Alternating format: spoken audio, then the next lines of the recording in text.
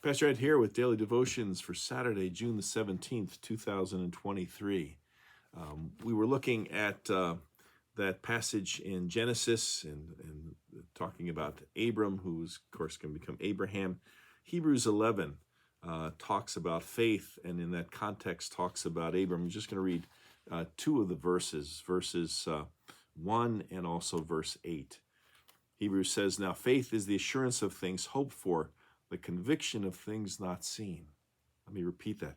Now faith is the assurance of things hoped for, the conviction of things not seen. And then verse 8, "By faith, Abraham obeyed when he was called to set out for a place that he was to receive as an inheritance, and he set out not knowing where he was going." It is said that the African impala can jump to a height of over 10 feet and cover a distance greater than 30 feet. And yet these magnificent creatures can be kept in an enclosure in any zoo with only a 3-foot wall. You see, the animals will not jump if they cannot see where their feet will fall. Again, faith is the ability to trust that what we cannot see, and with faith we are freed from flimsy enclosures of life that only fear allows to entrap us. That's from Anthony Zablonsky. You may recognize the name of Florence Chadwick. I don't. But in 1952, Florence was the first woman to attempt to swim the 26 miles between Catalina Island and the California coastline. And as she began this historical journey, she was flanked by small boats that watched for sharks and were prepared to help her if she got hurt or grew tired. And hour after hour, Florence swam, but after about 15 hours, a thick, heavy fog set in. And Florence began to doubt her ability. She told her mother, who was in one of the boats, that she didn't think that she could make it. She then swam for 1 more hour before asking to be pulled out. And as she sat in the boat, Florence found out that she had stopped swimming just 1 mile away from the California shoreline, her destination. Florence explained that she quit because she could no longer see the coastline. There was too much fog. She couldn't see her goal. Well, 2 months later, Florence got back in the water to try the challenge, the task once more. This time was different. She swam from Catalina Island to the shore of California in a straight path for 26 miles. The same thick fog set in, but Florence made it because she said that while she swam, she kept a mental image of the shoreline in her mind. She didn't lose sight of the shore because she focused on that image of the coast in her mind, and in this way, she reached her goal. Well, what exactly is faith? When one compares the original or the contemporary Webster's dictionary definition with the original, it's clear that our contemporary American way of thinking has kind of changed things, as someone would characterize it, gutted the faith of its vital organs. You see, in Webster's Collegiate Dictionary now, faith is the firm belief in something for which there is no proof, or something that is believed especially with strong conviction.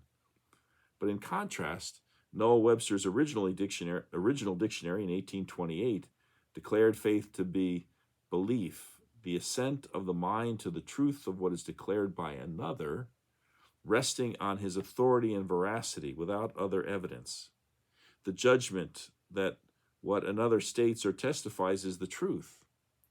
In other words, faith is not a baseless belief that you are right, everyone else is wrong. It's the ability to take someone at his word and to act upon it in confidence. Faith rests in the character of the one who says, "Trust me." And if the one trusted is faithful and true, the listener can respond in confidence like sheep following the good shepherd. Well, in June of 1859, one of the greatest tightrope walkers in history, Charles Blondin, became the first man in history to walk across Niagara Falls. Approximately 25,000 people watched him walk a 1,000-foot line suspended above the raging falls without any safety nets. When he safely reached the Canadian side, the crowd cheered with thunderous applause. Well, on another occasion, he attempted to cross the falls once again. This time, however, he was walking with a wheelbarrow. The crowd gasped as he carefully loaded the front wheel of the wheelbarrow on the tightrope. And he turned to the crowd and he asked if they believed that he could do it using the wheelbarrow. Everyone cheered in agreement. They all believed he could. They had faith. So he turned to a reporter who was covering the event. He looked straight at him and asked the question, "Do you believe that I can tightrope across Niagara Falls?" And without blinking, the reporter yelled out, "Yes, I do. I know you can do it. I believe." And Blondin paused and stared into the reporter's eyes. And he said, "Then if you believe, get in the wheelbarrow." In other words, if you have faith, if you truly believe, then you have to let your talk match your walk.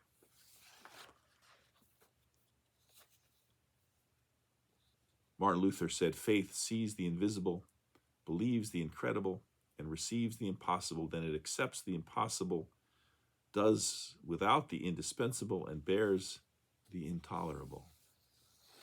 Or Luther once, in one other occasion, said this, "God our Father has made all things depend on faith, so that whoever has faith will have everything, and whoever does not have faith will have nothing." We will see, as the story of Abraham unfolds over the next weeks, that what Abraham is perhaps most remembered for, certainly by Paul in his letter to the Romans, and as we heard in the letter to the Hebrews, he was remembered for faith.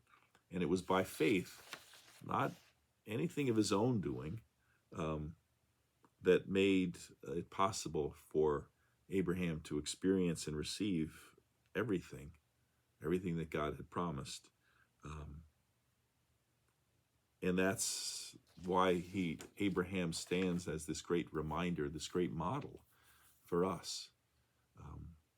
That again, as Hebrews said, faith is the assurance of things hoped for, the conviction of things not seen. Faith. Well, that ends our week. We've got 7 more weeks of Abraham in the book of Genesis to follow up on. So we'll be talking about this a number of times more before we're done. Hope you have a great day today. Hope, as always, that you can join us for worship tomorrow. And now we have the summer schedule. We're worshiping at 9:30. We're alternating between traditional and contemporary forms of worship. This coming Sunday is actually going to be a contemporary service. So hope you can join us either in person or online, or that you find the time, if you're unable to do that, to watch the recording of the service on YouTube sometime later tomorrow or during the week. For now, I'm going to say goodbye, and we'll be back again with you for daily devotions next Tuesday. Until then, take care. Bye.